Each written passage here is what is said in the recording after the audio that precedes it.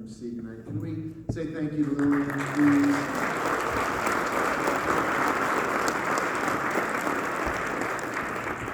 And to our young people who graced us with their presence and with their singing and their pledge, thank you for being here.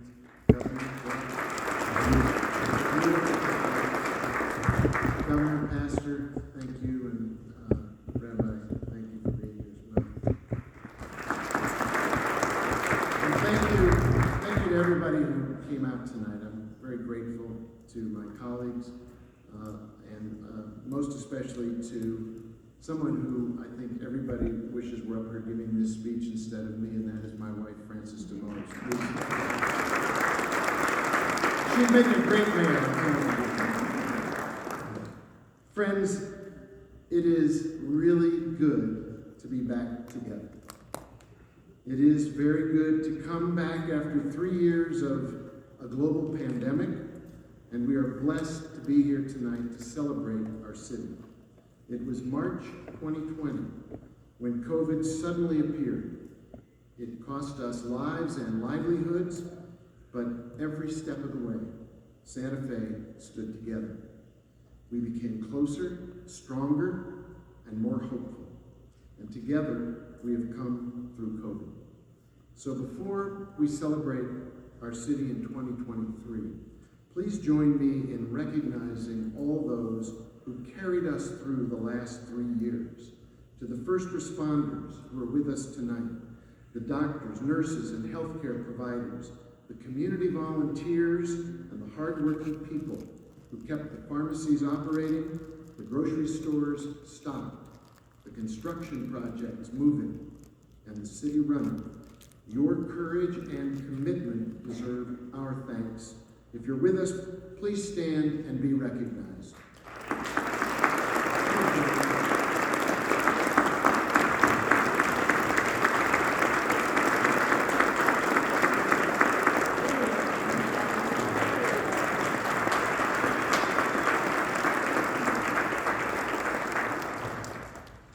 Now, according to the city charter, it's my responsibility to come before you and report on the state of the city. What the charter doesn't say is how to make that report, what form it should take, or what subjects it should cover. So let me begin with what every state of the city should begin with, and that is the outstanding people who work for the city of Santa Fe. They're the people who actually produce the state of our city through the work they do all day, every day. Start with the team that takes care of the city's 1,500 miles of paved streets and almost 90 miles of dirt roads. When it snows, they work 2 12-hour shifts from noon to midnight and from midnight to noon, doing their job so the rest of us can safely get to our jobs. Who are these hardworking folks? Well, let me introduce you to the 6 supervisors in streets.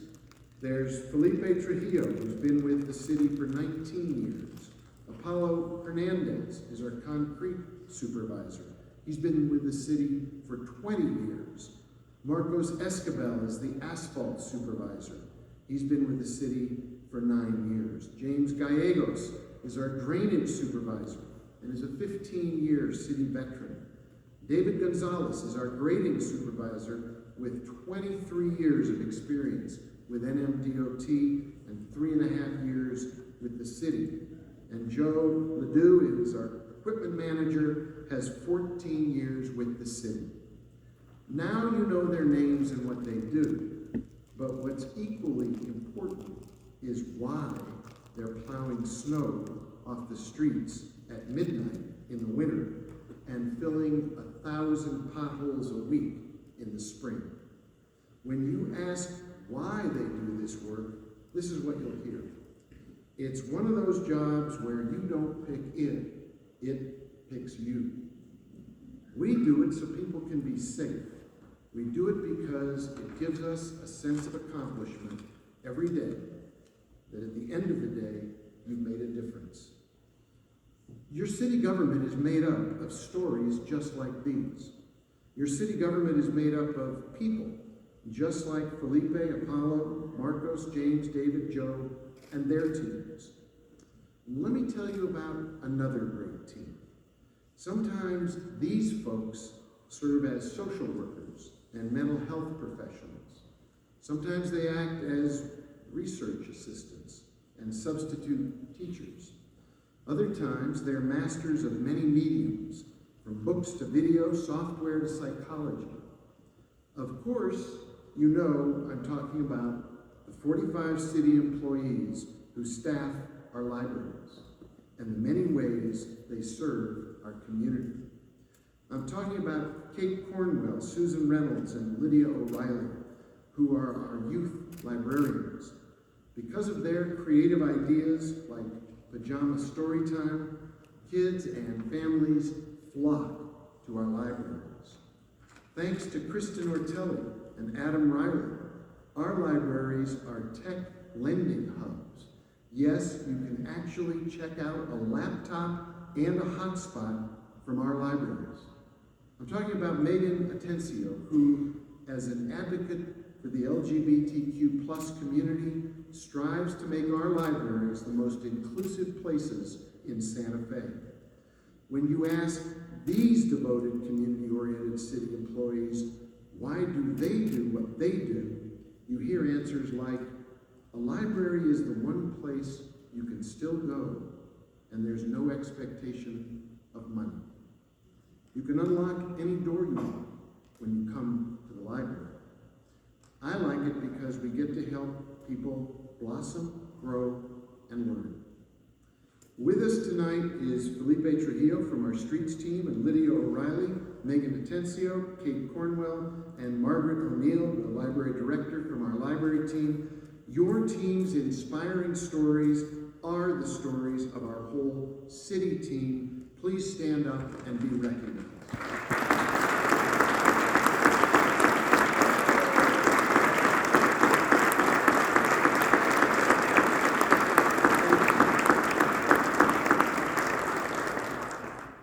Because of people like you, the city of Santa Fe is in the best of hands, your hands. Thank you for all you do for all of us. There isn't time to highlight stories like these from every city department, but there are stories just like these throughout every city department. Stories are one way, and often the best way, to talk about the state of our beloved city. More than what gets done, stories touch on the why. The answers are personal, purposeful, and powerful. There's another way to talk about the state of Santa Fe, and that's with data. We frequently hear the management truism, what gets measured is what gets done. But infrequently do we observe the reverse saying, what got done needs to be measured. So here's another way to measure the state of our city, a snapshot of a day in the life of Santa Fe. A day in the life of Santa Fe begins with more than 100 city facilities being cleaned, checked, and repaired for city employees to use and residents to enjoy safely and comfortably.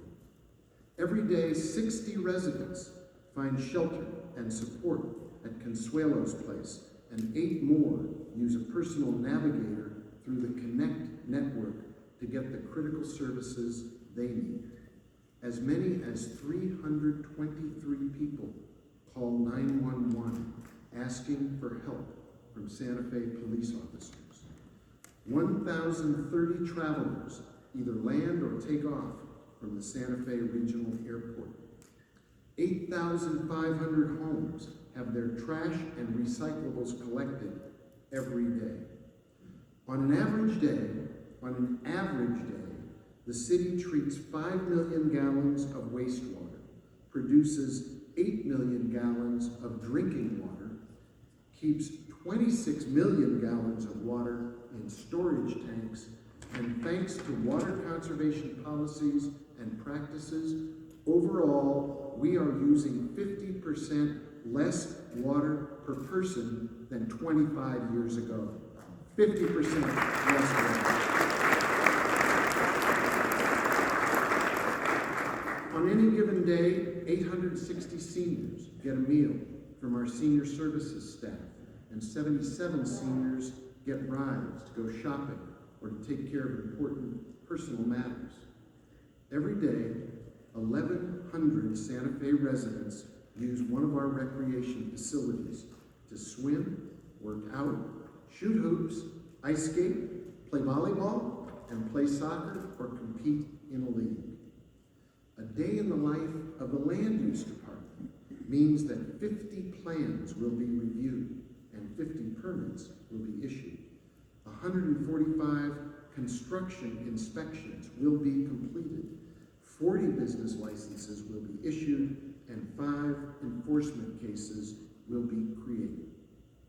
When it comes to the fire department, an average day means 56 calls for service, 14 emergency situations where a team from our mobile integrated health office goes out to help, 8 calls for the Alternative Response Unit, and at least 2 doses of naloxone dispensed or administered to save someone's life from a drug overdose.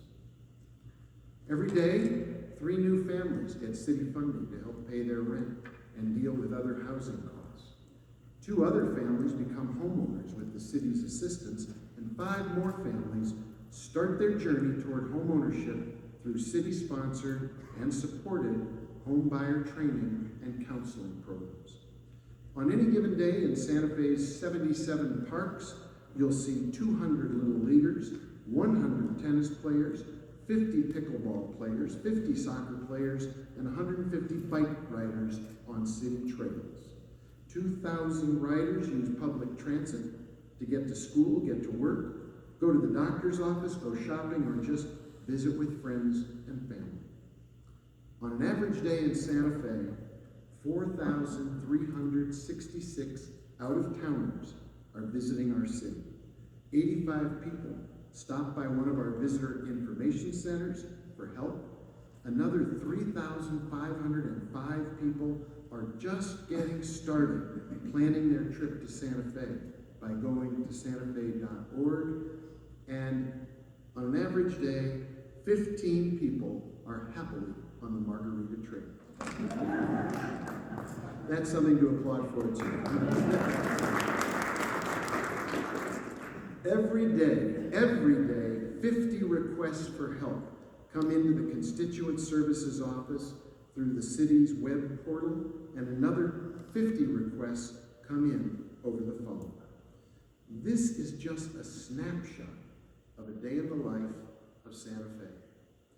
Numbers are often just numbers, but these numbers describe the special quality of life we enjoy as our birthright, and the special qualities of life we continue to invest in. Now, there's a third way to measure the city's current condition, and that's to assess our progress in accomplishing the major goals we've set for ourselves. Over the last 5 years, I've frequently and consistently spoken about the major work we are undertaking. Work designed to make the city government more professional and better equipped with 21st century technology, training, and techniques to serve the people of Santa Fe. Work to make long overdue investments in affordable and workforce housing. Work to combat climate change and establish Santa Fe as a leader in sustainability. Here's the progress we're making on those goals, progress we can all be proud of.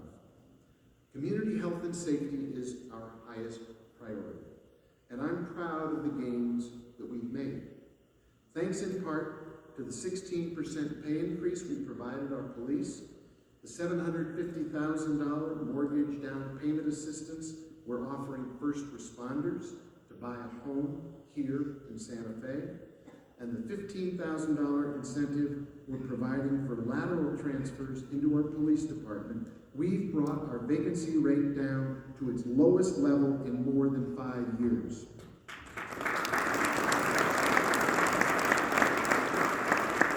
In the all-important area of housing, and especially affordable housing, we approved 3,554 new units, including 185 affordable units, with another 2,572 units in the pipeline, 435 of them affordable. A minimum of 30% of all housing at Midtown will be affordable. That's a minimum of 330 new units guaranteed. And thank you. And we provided more than $3 million in direct rental and mortgage assistance for low and medium income families in Santa Fe. Thank you. There's more. We opened the first ever downtown public restroom. We rebuilt our beloved Bicentennial pool. We're watching our regional airport being modernized and expanded. Another long overdue improvement for our city that's the #1 tourist destination in America. And this fall, we'll cut the ribbon on a $20 million project delivering new customer amenities at the airport, and I'm confident bringing expanded service from another airline. In the critically important realm of sustainability, we've made significant progress. We reduced water use in the city by 2 million gallons per year, generated 1.5 megawatts of solar energy on city buildings and facilities, reduced overall energy use by 60% with our LED streetlight conversion project, and we're moving to the next phase of the San Juan Chama Return Flow project, a critical investment in our water future. By any measure of performance, your city government has been delivering on our promises to you. Whether measured by the stories we tell about our dedicated team of city employees, by the metrics we use to describe a day in the life of the city, or by the major projects we've launched and landed, this city is on track and on course. Safer, more secure, better housed, more sustainable, better run.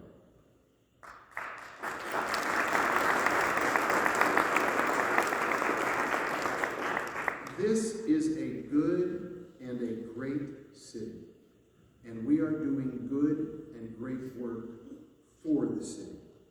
And the credit for that goes to all those who are doing the work to deliver on our commitments. Please recognize the department heads, managers, and directors who are producing this record of accomplishment. My friends, they are getting it done.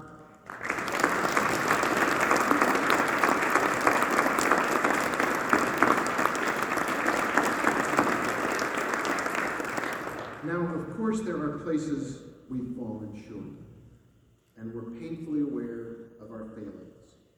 We need to get the audits done and back on track. And we will. We need to continue the community dialogue started by the chart process and come to a peaceful and honorable outcome regarding historical statues and monuments and the future of the plaza. I know that's something we all want, and it's something we will do together. We need to continue to find housing for our homeless residents and safeguard our neighborhoods where encampments have been a problem. We need to improve our investment in parks in all parts of our city and keep them safe and clean for our kids and families to enjoy. We need to manage the growth of Santa Fe in a way that protects our quality of life and also protects our diversity by expanding the housing choices for young people and working families. Anyone who works in Santa Fe should be able to live in Santa Fe.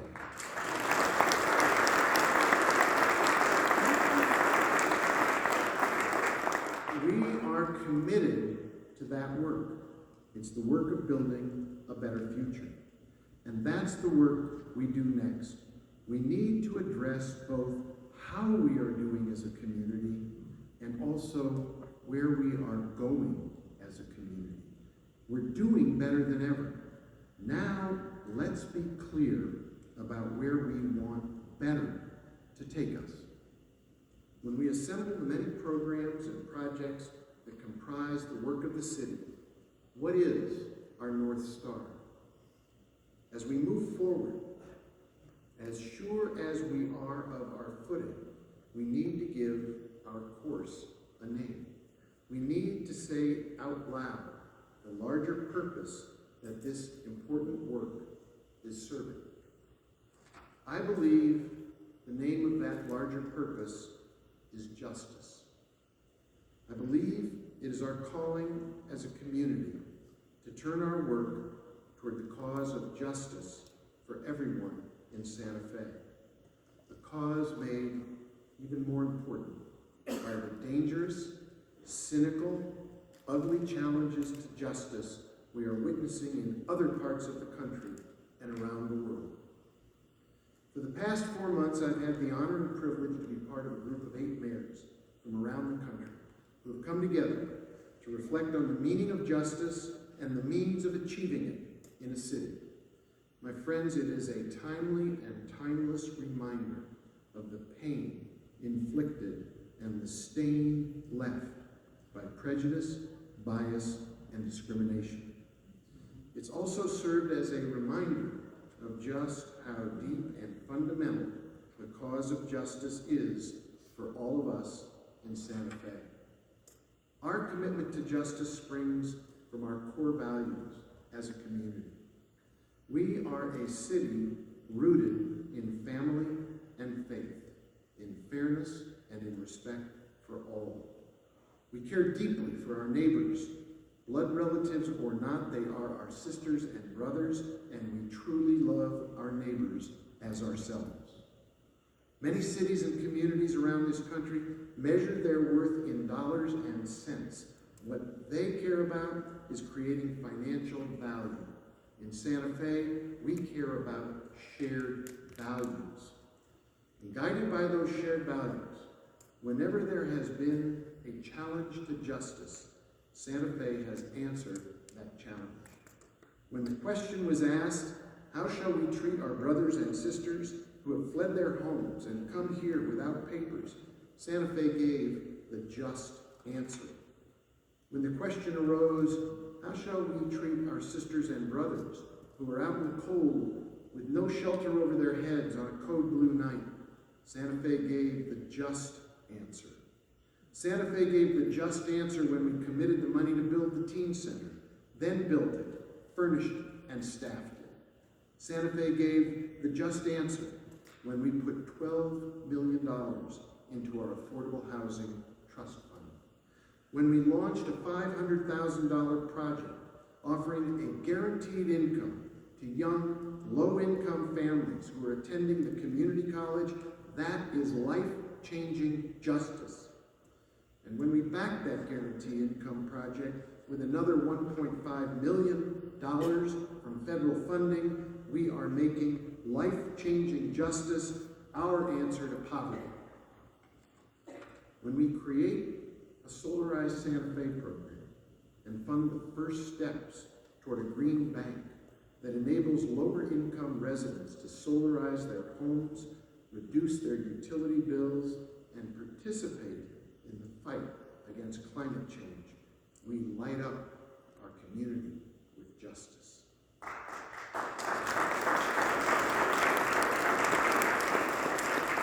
When we commit almost $1 million toward creating more affordable and more accessible child care, we are delivering justice to Santa Fe's women, children, and families. And when a 22-year-old opened fire with a semi-automatic rifle inside a gay nightclub in Colorado Springs, and we came together as a community on the plaza to stand in solidarity with our LGBTQ+ family, friends, and neighbors, we declared there should be justice for everyone, regardless of sexual orientation or gender identity.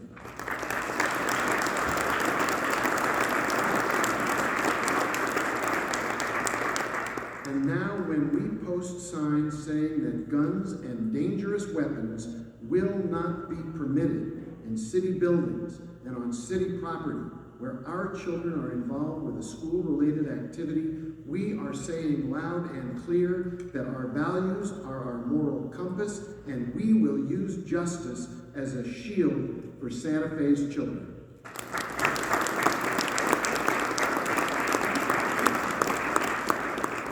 Environmental justice, social justice, economic justice, educational justice. Justice is more than a lens through which to view the way we commit our resources and vote our consciences. It needs to be the way forward. And for that reason, I'm making 3 announcements tonight.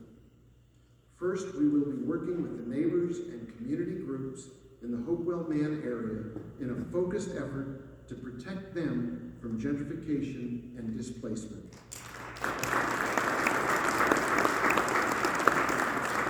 This is our commitment to community justice. As one of the city's most vulnerable and lowest income neighborhoods, Hopewell Man's proximity to Midtown can either be a threat to or an opportunity for the people of that neighborhood. Because of our community development plan, there are already some safeguards in place. But now it's time to add more in the way of policies, programs, tools, and investments to demonstrate that as Midtown moves forward, Hopewell Man can both feel secure and also reap the benefits. And the lessons we learn from working with Hopewell Man will guide us in other parts of the city where displacement threatens neighborhood stability and where equity and inclusion must be our way forward. The second announcement is my intention to improve our citywide living wage. When it was first adopted 20 years ago, the living wage ordinance put Santa Fe at the forefront of a movement for economic justice. But a lot has happened in the years since, and a lot has not happened as well, including a failed effort to increase the minimum wage statewide. Last year, the city boosted the minimum wage of all city employees to $15 per hour. No one makes less. But we should acknowledge that COVID has changed our economy and our labor market, and we need to update the living wage. 20 years ago, a community-wide dialogue backed by solid economic analysis ushered in the nation's first living wage. In the months ahead, as we enter a new fiscal year, we'll begin another conversation and involve every part of our community as we seek to make our living wage truly a living wage. Third, I want to address 3 interconnected issues that are troubling every mayor of every city. Those 3 issues are homelessness and affordable housing, opioid addiction and fentanyl abuse, and mental and behavioral health. Individually, they each involve a complicated set of social problems. Together, they constitute a new post-COVID crisis. The fact is, COVID may be waning, but its after effects are growing. We see them on our streets and medians, in calls to our Alternative Response Unit, in overdose deaths and drug-related crime. I said this is a crisis that confronts every city, but it is more than a city crisis. It is a regional crisis that stretches across northern New Mexico. Fentanyl doesn't care where its victims live or where they die. Santa Fe, Espanola, Las Vegas, or any of the villages, pueblos, and communities of northern New Mexico are fair game as far as this evil drug is concerned. The same is true for homelessness and mental and behavioral health. People who need help aren't particular about the boundaries that define a city, a county, a village, or a tribe. The only way to find solutions that will work is to come together as a region. Mental and behavioral health issues can only be addressed with more help for more people in more places. Homelessness can only be solved with a by-name list that meets the housing and service needs of each individual as an individual wherever they may live. The opioid epidemic can only be answered with the combined efforts of law enforcement that takes down the drug producers and dealers, and treatment that rescues the drug users and supports their families. This crisis knows no borders. Neither should our solutions. For that reason, I will begin a consultative process that will enable us to convene a regional summit, a collaborative gathering to bring together our brother and sister communities across northern New Mexico to take on this three-part crisis. This is how we took on COVID. We pooled our resources. We joined forces to shelter and feed those in need. We erased old boundaries and drew a circle of inclusion that brought everyone together. It's time again to join hands and join forces to save lives, to house the homeless, to treat the addicted, and to minister to the emotionally troubled.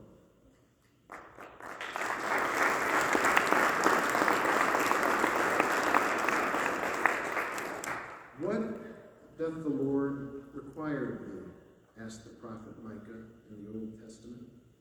Only that you do justice, love mercy, and walk humbly with thy God.